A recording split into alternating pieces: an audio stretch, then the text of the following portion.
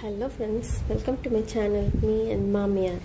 இன்னைக்கு நம்ம வீட்ல என்ன லஞ்ச்னு பார்க்கலாம்.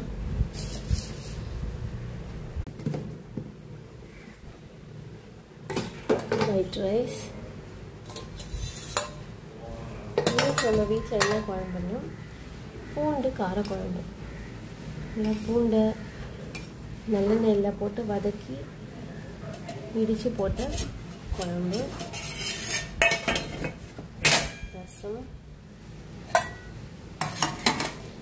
Double beans பொரியல்,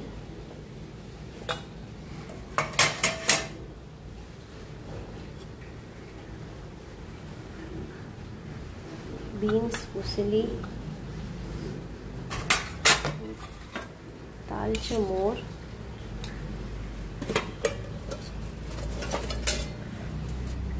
அப்பளம்.